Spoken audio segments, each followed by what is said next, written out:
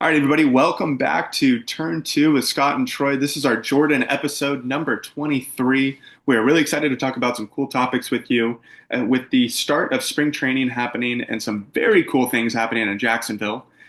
Scott, I want to start it off by getting right into it.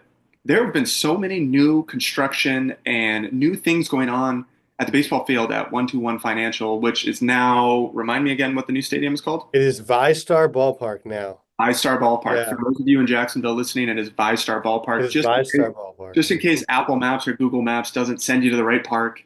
Tell us about a little bit what is going on in Jacksonville, and is the noise kind of, messing with your workday? No, the noise is, listen, I have the best view of this because this is the press box and I'm in the radio booth. This is my office, so it is the best place to be, in my opinion. So I look out over the field and um, basically there's several different projects. It started last year, brand new video board, brand new ribbon boards, actual fans, like big fans in the seating bowl, which was a really big request for a long time. And the one thing I can't see is we have a brand new club space. I have walked through there and it's awesome. It's really sweet. It's going to be all inclusive for the season memberships there. It's like a really premium private area. So that is like a big trend. Like Troy, when we go to Durham, I don't know how much you walk around the other ballparks, but Durham's got this like amazing club next to their press box, and I just love going through there. And the media gets to eat there. So shout out to the Durham Bulls because they have some great meals in that club for us. But the thing I get to see the most, there's a new building going up in right field. So for the people who have been to games in Jacksonville, there used to be those bleachers out there. And, they're kind of old, kind of an eyesore. This is a really cool project because they incorporated this woman who was an engineer or architect, excuse me, for the project at Camden Yards and all these other different ballparks across the country. So she was working on this, and it's like this multi-purpose building with an event space, and it'll make the ballpark 360 degrees again, and the team store will be on the ground level, and our offices will be there, and there's some really cool fan-centric spaces. So while that club is obviously a really premium area, the building itself is, it's a big fan-centric area, and it's right next to this new welcoming plaza. So for those who don't know, all these fans come to Jacksonville. You park out in right field, most of them, and you got to walk all the way down to the home plate gate. Not anymore. There's a new Baptist Health Welcome Plaza out in center field, and that's the main gate, and it's going to be awesome. So the goal is to have it ready opening day. It is crazy, Troy, because as you mentioned, it's the start of spring training, so that's very close. But I get a great view of it, and it's like every day, it's amazing to see the progress that's happening on it. So I do have to say, talking to Haley about it, she is so excited to use that entrance because just like you Yeah, said, I know how even as a player, like we have to walk all the way to the first base side. not It's almost anymore. exactly. Hmm. And so we can walk through there, either go up to is it straight to the concourse or how does it work? Or is there the Yeah. stairs on the side right there? Yeah, there's like from what I've seen, and it's all under construction now. I know I sent you a picture Yeah. a few days ago, and I think the Jumbo Shrimp Twitter account put up some pictures. We're recording this February 20th, Thursday. I believe they put them up today. But there is like whereas the bleachers, they were high enough where they extended to connect to Hmm. the main concourse. I think it's the same thing. I think there's like a bridge that goes from this building to the bleachers. So it's really exciting. This ballpark is awesome. When I was weighing whether to take this job, everybody was like, "Oh, you really like Jacksonville. It's a cool city, but you will love the ballpark." And it's true. And it's also really neat that, okay, it's 22 years old, which doesn't seem that old, but as you know, we play in Nashville and Charlotte and Columbus and some of these really cool places. And this will like put this ballpark back on that level. Like I'm really excited to see it. I know you like I know you like playing here too, I think, this park. I know it's not great for hitters, but well, the fences are, a little bit more in from when the bleachers were there. So I think that'll help you. So I do want to say that I truly think the building is going to help hitters. Because if you notice, the wind will blow from right to left. So Yep. if you go from the right field foul pole to the left. Having something to kind of block the wind, it's almost going to make those line drives in the right center gap and even those balls to center field maybe not be as affected as much. But again, only time will tell. I have no idea. My important thing, being a hitter, is do we think the batter's eye is going to be finished? Because I know they had it was like a shiny material. Yeah, yeah. You know, had the batter's eye back there, but I'm really hoping they have a professional one, either like because it's from all the renderings, it's supposed to wrap all the way around, essentially almost to the kid zone, correct? Um, Or is it just yes on and right field? no. First off, I could tell you that the batter's eye is done. So Okay, it is done. I will send you a picture after this. love it. We have college baseball here through the this weekend. So there's a really cool tournament that we do with peak events. So this year they get four really good schools. So this year it's NC State, which I'm actually broadcasting for. So go Wolfpack this week. Tune in. Yeah, they're really good, by the way. I'm really excited about this. Coastal Carolina, which won the 2016 College World Series, like ultimate Cinderella team. Alabama and Ohio State. Those are four huge names in college baseball. And so, anyway, they needed to have a batter's eye ready for that, and the batter's eye is finished. It looks good. So, between the wind maybe getting cutting down, and then I was thinking about the batter's eye because every single hitter in my time here has complained about the batter's eye, and it is straight. It's very tall, and it's right behind the center field wall. I think you will like it. Perfect, because and no hate to the Jacksonville Jaguars, but their roof on their practice facility is white. Yeah, So no. I don't it's know how I don't know if it's that tall. I had to get a view from home plate, but it is. I feel like it's taller than it was last year. So we'll see. Only time will tell. You'll have to tell me. that, that is a good sign. Well, that's exciting. That's exciting for everything going on in Jacksonville right now. I know people are probably very excited that the season starts here in a little over a month, right? So Yeah. we have a little over 4 weeks, 4.5 weeks until Jacksonville Jumbo Shrimp Baseball is back. How excited are you to be starting the season in Nash Vegas? I'm pretty excited. I have a feeling. So yes, I'm excited. The only downside I have to that is I have played in Nashville every single time in August. So playing up north Yeah. in March, like, going from Florida to maybe somewhere that might be 40 degrees, that's not going to be ideal for baseball, especially when the sun goes down. But I'm hoping they mix in a couple day games. I know, is it a 3 game set? It's a three-game set, March 28th, 29, 30. Off day. I think we fly out Sunday evening. I feel like we get back. I saw the travel schedule recently, and I think we get back Sunday, like wee hours of the morning. Off day Monday, and then we have the Worcester Red Sox, 6 games, home opener here with the new renovation. It's gonna be super cool. April 1st, no April Fools though for us. No April Fools. The game is going to happen. So, is that you said you saw the travel schedule already? Is that going to be a new thing? Because as you know, we travel on Mondays a lot of the time. We don't have off days. Are they I, prioritizing flying out on Sunday nights? I only looked at the first trip. Okay, I think in my experience, it depends on the manager. gotcha. So I know Christine Collins, who works as our travel coordinator and does an amazing job. Huge shout out, Christine. And she does many other things here, by the way, too.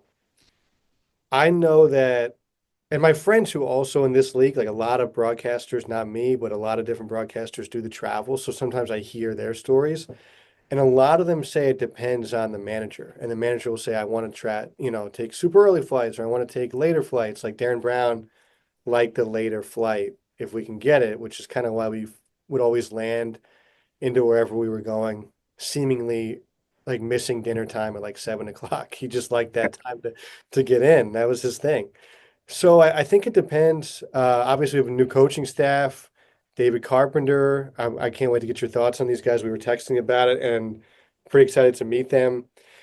So I think it depends on them. Sometimes they want to like get back late. I think if you can swing it Sunday night, you don't have to pay for hotels. Like it just makes total sense.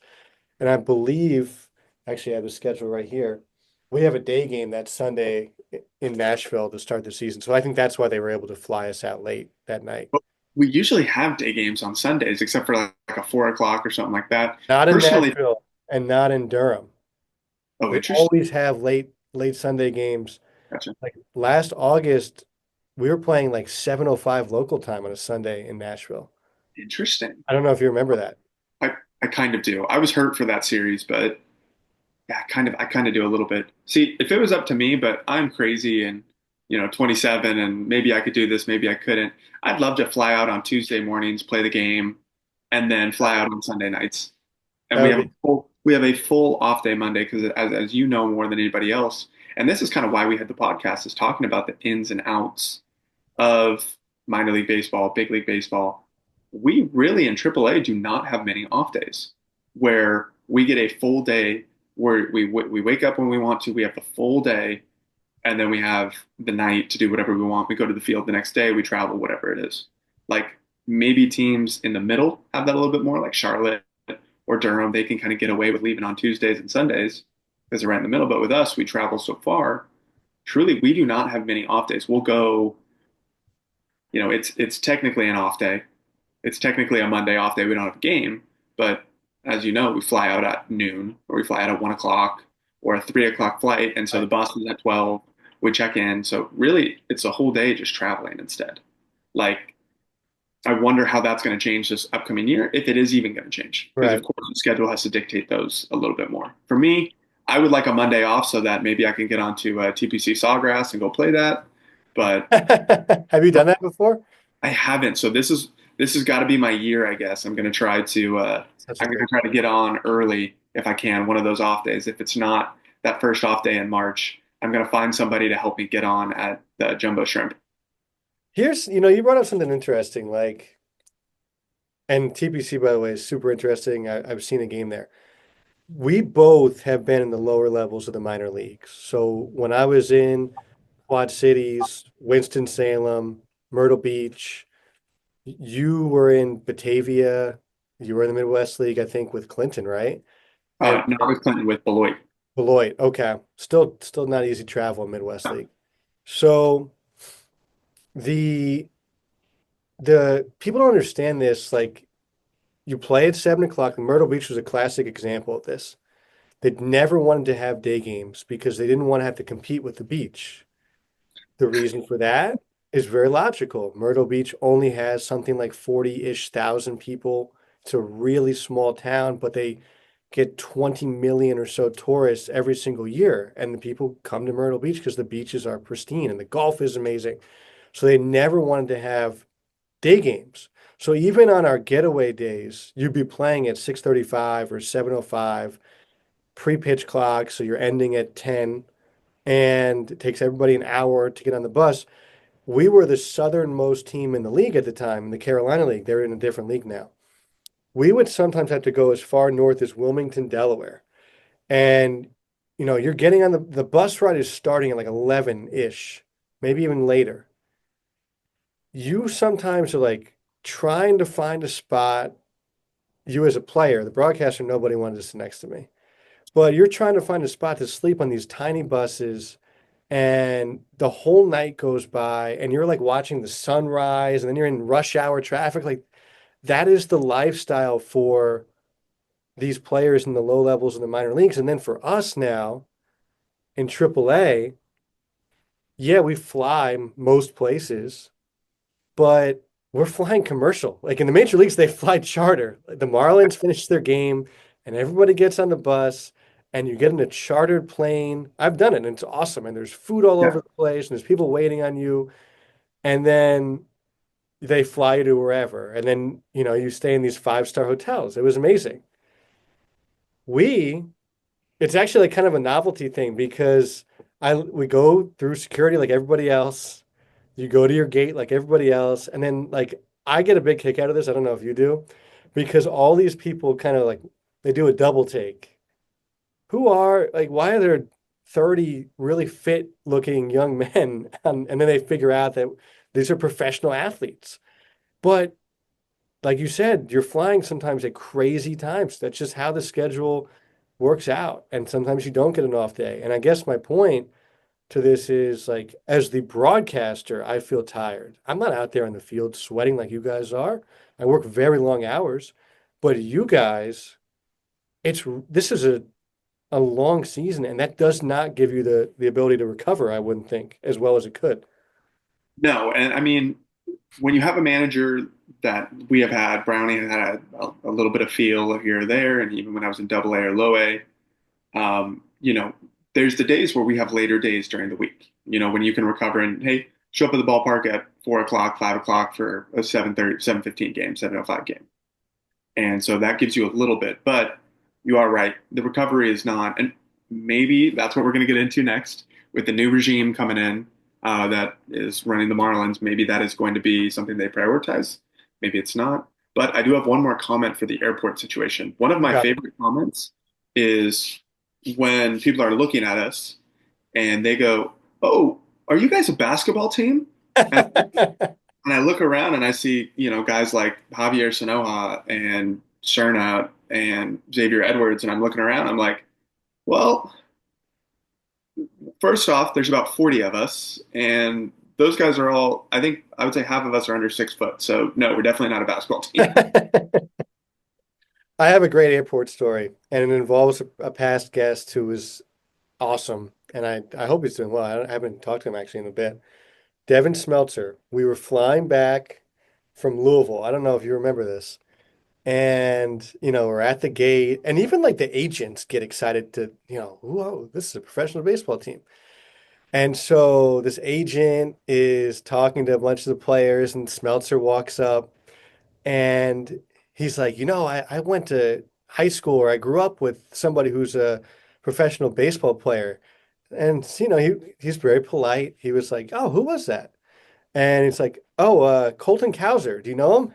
And Smeltzer kind of like looked at him like, yeah, he took me deep twice a couple weeks ago when we were in Norfolk. So it was not a great pre-flight for him, but I mean, he's the man, and I think he took it in stride a little bit. I just thought that was the most hilarious thing. That is, well, it humbles you sometimes Yeah. when, because people are, you know, when we're around our families and around people, we're human beings, and that's all it is. But then when we go out into the real world and you know, we're wearing a logo on our chest or we're with the team, people expect us to be somebody, and so we get treated a little bit differently, ask questions, and like you said, the looks. They're very good looking, clearly. Some fit young men all Fit hopping. young men. All Yes, right, let's talk about this new regime. So you've got guys you've never worked with, and I think one of the cool takeaways we were texting about this is it's a really young staff. So David Carpenter, he was a player literally about 5 or 6 years ago, and Rob Marcello was a player. He was in the minor leagues about 10 years ago, maybe a touch more than that, but he's still in his 30s. And Mike Marjama was in the major leagues. Like he's a young guy in his 30s, I believe, too. Sebi is Jose Ceballos, but we call him Sebi. He's probably in his late 30s at this point. So anyway, like there's a lot of younger guys, and I was curious your takeaway on is that noticeable? Like maybe they relate to you guys a little bit um, more like a modern player because they were in your shoes literally like 5 or so years ago. that's a really well worded question. I'll put it that way. Okay. But Um, I wouldn't say when you're asking about the relation part of it, I wouldn't say they relate to us better because you do have to realize that a majority of the players, like on the 40 man in the locker room, a majority of them are 25 years old. So if you say they're 35 or late 30s, that's still almost the same gap as if somebody was, you had an older team that was in their 30s, and then you have the older players that are 45, 50, or the older coaches that are 45 and 50. It's that same gap. But what I will say is that there's a lot of excitement around all the opportunity that there is for the coaches, for the players. And I would say that, the vibes are very good in the clubhouse. I use that word sparingly, but the vibes The are vibes are good. Yes, the vibes are very good. There's a lot of excited people, especially, and I do understand it is the first week of spring training. Everybody has high hopes. They all, they all want to compete. They all want to earn a spot on whatever team they're placed on. But in realistic part, they're doing things very differently. And I think that's one of the coolest parts to be a part of and kind of see because it's different than any wave that I've ever trained before. Analytically, uh, mechanically, whatever it is. But I do want to say that the coaching staff themselves are very knowledgeable for their age. It is not just, you know, that they are young people and so they don't know what's going on. They're young people and they're very knowledgeable. So I think that's kind of a good takeaway from that. So you mentioned that it's like it's so different. And I want to be clear that I have a ton of respect. I think everybody in baseball for the coaching staff we had here for several years. They're really good. Yes. So I don't want to demean anything. This is not okay, this is an upgrade, this is whatever. This is just turning the page. And those guys we had were awesome. So I just want to be clear about that. Like I wish them nothing but the best. But you said it's just different. Like, does that even start from like I always picture this the first day of school where you get in your class and everyone's like, what's our teacher going to be like? Is that what it's like? Like, are you just waiting for David Carpenter to address you the first day of spring training and you're like, what is he going to be like? Because he's new to this organization too. There are so many new people. I have no idea who anybody is.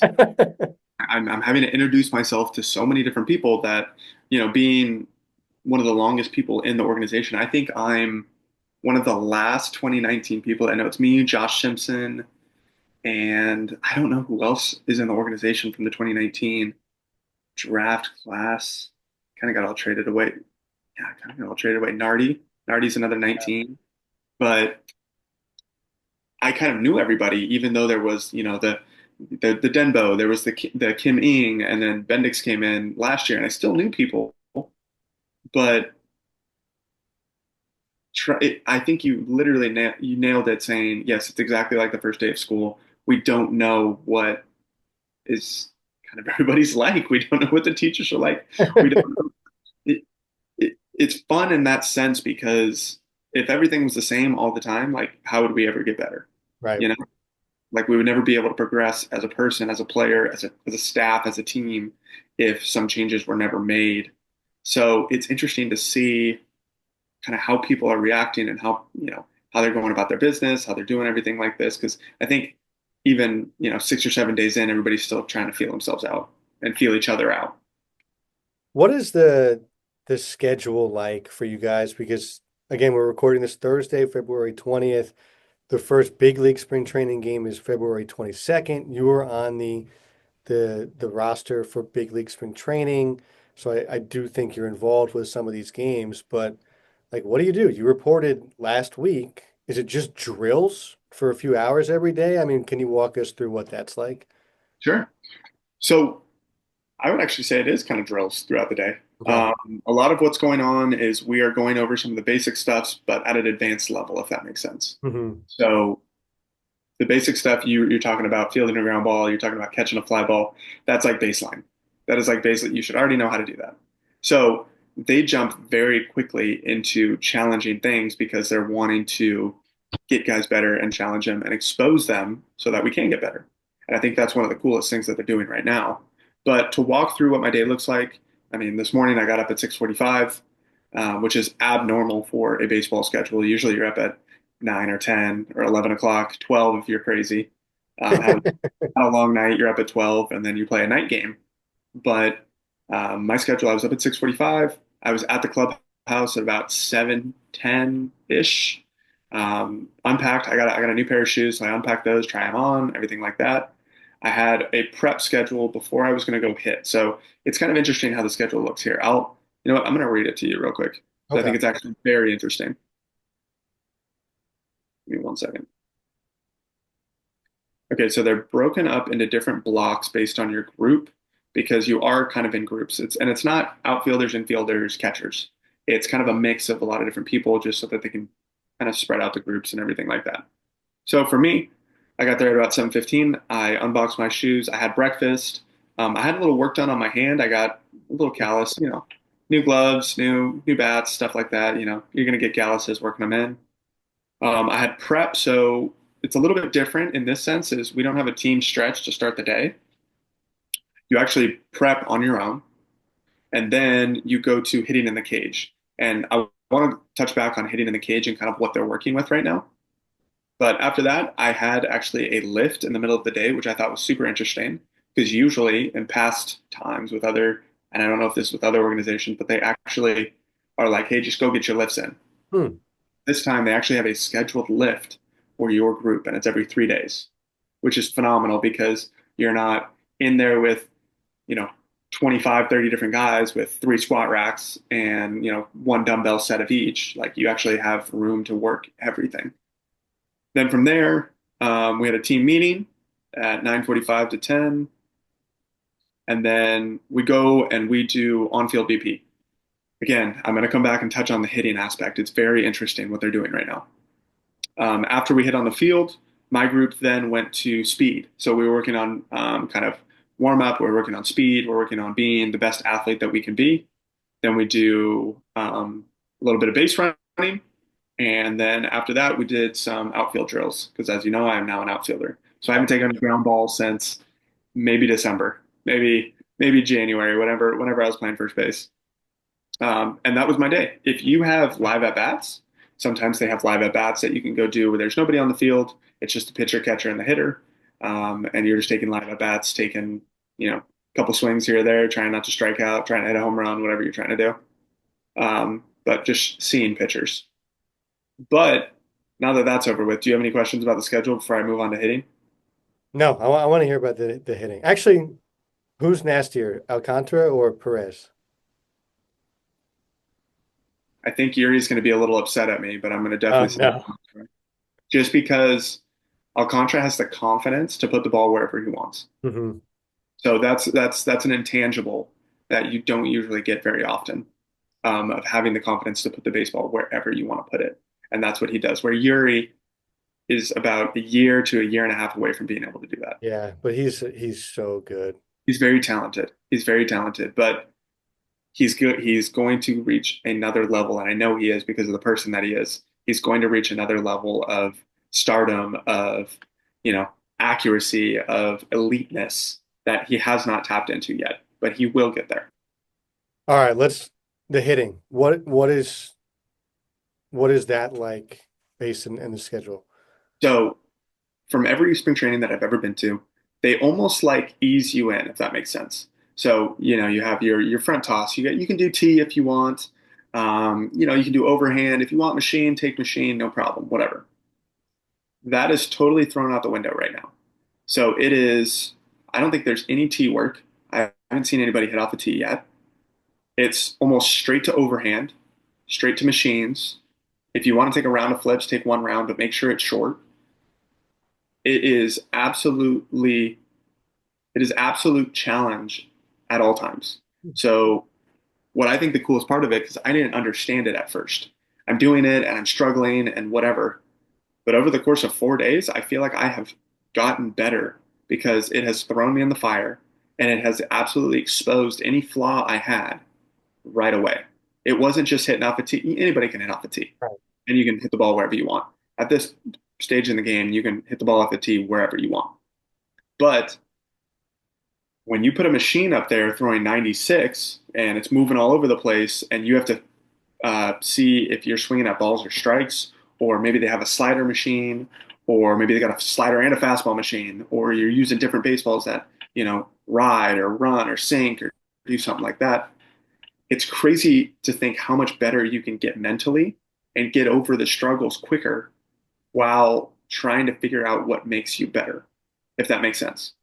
It throws you in the fire and it challenges you right away so that there's absolutely no question that you will be ready for the season and hopefully be ready for the very first game coming up here on Saturday. That's amazing. And it's interesting that you say all this because I was reading this article on The Athletic the other day about the Mets, and it talked about how all these teams have pitching labs now. I don't know if the Marlins have a pitching lab down there because they just redid all their spring training stuff. So maybe they do, maybe they don't. The Mets built their lab to not just accommodate pitching, but also hitting. And I guess they're one of the few teams to have done that. And they're able to like use all this like technology, like force plates, and obviously all these cameras, and they can measure the efficiency of your swing, and even like your hip rotation, all these different things. Have you like do the Marlins have that? Have you ever done anything like that before? I know like Driveline has got stuff, but I just thought that was interesting that you just went on that whole description of what the hitting is like this year versus everything else in your career. And it's like, wow, well, the Mets just did this thing as well, and it just seems so new. So maybe like all these teams hitting wise are starting to like maybe catch up to the pitching that's been so dominant the last few years. You know, the Marlins do not have anything that you're describing in that sense, that at least that I know of, that I've seen. It might be different in Miami. I have no idea. Um, but it's interesting you bring up the driveline point because I'm very big on, of course, when I'm up in Seattle, I don't go to driveline because it's ungodly expensive. Um, but a lot of people that I know go to driveline or they've worked at driveline and they branch out and they create their own programs. And those are the people I use. Essentially, they take what they like from driveline, do something of a modified sense to it. It's funny. I would love to actually. I have a guy that I would love to maybe get on if he's interested. His name is Kyle Rogers, and he is a performance director for the Mets. And he was my high school summer ball coach. And so it's funny because, of course, he's up in Port St. Lucie. So I talk to him all the time because we're relatively close. We used to live near each other up in Washington. Now we live near each other in That's Florida. funny. But he is one of the most knowledgeable, interesting people when it comes to data analytics, data tracking. He works, and you're talking about the Mets facility. That's what he does. That's what he's part Wow. of. He's part of the lab. And so it'd be very interesting to hear from him on that. So that's a really interesting point that you made. Um, but with the Marlins side, I think they're taking not so much the Mets approach, but if you notice, all of the hires have been from the New York Yankees. Hmm. So they're taking a lot of what the New York Yankees have been doing and implementing it to the Marlins system, especially with the grabbing of prospects and trying to develop them as homegrown versus, grabbing like kind of what the Yankees do is they'll grab the high price tag free agents. It's actually interesting to say that because even the Mets in this article, Jeremy Barnes, their co-hitting coach, and I'm going to read you a quote. He said, the Juan Sotos are going to be the Juan Sotos, but how can you capture that next tier? How can you capture the guy who's going to really help our team win ball games, who, without making that one big change, was never going to be a contributor? Those guys can go out in trades. Those guys can help our team. Having that depth of guys who can play in a big league game creates a huge competitive advantage for an organization. So even the Mets, who went out and they spent $765 million on Juan Soto and all this, they have the second highest payroll in the sport. I think all these teams are realizing like the Marlins obviously have to do it this way. But even the Mets, clearly the Yankees, right? Because the Marlins wouldn't want to hire all these Yankees coaches. Clayton McCullough was in the Dodgers organization. He's now the Marlins manager. Like there's a reason that even these super high price teams are doing it because I think about the Dodgers. They had to use like 16 different starting pitchers last year. You're dipping into your double A depth when you're doing that. So you have to have really good player development. And they won the World Series as a result. And I just think now, yeah, it obviously helps that the Dodgers can go out there and they could afford anybody they want, right? They just went out and they just signed Blake Snell and Sasaki and all these other guys this offseason because they could do it. And why not? But for the other teams, it's like this is the way of life. And then I guess the tough question is like if you're the Marlins and they have great coaches, well, if you're doing this and it's really great and you're just making these changes, and obviously this came from the Rays, right? Like a lot of people from the Rays too. Well, if the Yankees are doing this and the Mets are doing this and the Dodgers are doing this and the Dodgers are going out and getting Blake Snell and the Mets are going out and getting Juan Soto and the Yankees are getting giving Aaron Judge a $400 million contract. That is really hard, I think, for these small market teams. It's like a constant battle, I think, to try to be one step ahead, but it's also like these other behemoths are really, really smart at the same time, and they're tough. Well, it's interesting to talk about the behemoths that are one spending money on their big league team and two spending money on their player development because that's really dangerous. Yeah. So you're talking about the Mets that went out and spent, almost. I mean, what did Alonso sign for back for his 1 year, 2 year contract? 2 years, 54 mil, I believe. Exactly. So you're rounding up to about 800 million plus some. We'll call it 900 even. Right. And And then they got Frankie Montas and they got, Clay Holmes, and obviously the list goes on and on. but then you've got guys coming in that are ready to take their spot right when their contract's up, right when they trade them at the deadline whenever they do that stuff, and they can fill in because they're ready because the player development's already there. Where I saw, especially last year with the Marlins, I mean, we saw it in AAA. We saw 95, 96 different players come into the clubhouse. And with the Marlins, it was like 75 different transactions. Like, that's so important, like you said, to have those guys that can come up and play in a big league game and have success, have the mindset, have the training, have everything available to them. I also think it's interesting because you can't treat the minor leagues different from the big leagues, Hmm. and I think that's the hardest thing to reciprocate because the technology is so different in the big leagues because they can afford it and they want to put, of course, that's the moneymaker, that's the cash cow is the big league team. So what they're going to do, I think, in the future is they're going to try to bring down everything from the major league level and truly integrate all of like we're going to see the new pitching machine in Jacksonville, in Pensacola, in Beloit, in Jupiter, where you have the arm and you have the guy throwing it, but it's a pitching machine. And it throws a curveball and slider and a changeup, and it does all this different stuff and you have the camera, the lab, the pitching lab, you're going to have that at the lower levels because now you're going to see exactly like you said that you need that depth from double A up because you never know who's going to get it's like when Yuri got called up from double A, you know, it could have been a triple A pitcher, but it wasn't. They wanted to call Yuri up. It was his time, it was his slot. He was developed. They wanted to give him a chance.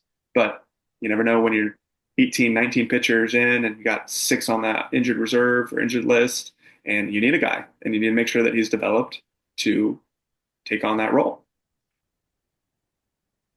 I think back to like one of our first couple episodes, we had Kyle Seeloff on, now the Marlins TV broadcaster. Huge congratulations to him. He's awesome. He deserves it. The thing that he said to you, he was like, Troy, I think this is really going to help you because these guys, they think differently. They're bringing these new things forward. The organization is taking these steps forward that it just like all due respect to the previous regime, they just it was a really they weren't thinking in 2020 baseball. I mean, they were like decades behind. And like he saw that I think from just obviously his conversations with these guys, and obviously now it's not Skip Schumacher as a manager, it's Clayton McCullough.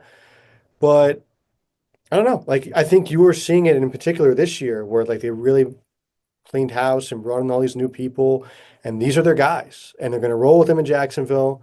They're going to roll with them all the way down the chain, and a lot of them are new to the organization, and it's a fresh start. And the Major League Club isn't supposed to be very good, but you know what? Like I would have to think it's kind of exciting for you guys because you just said it. There was 72 players last year, and that was a major league record in the major leagues. There were 90 players here. That was a Jacksonville record. I don't know. We don't have AAA records, but I'd have to think it's pretty darn close, if not the record.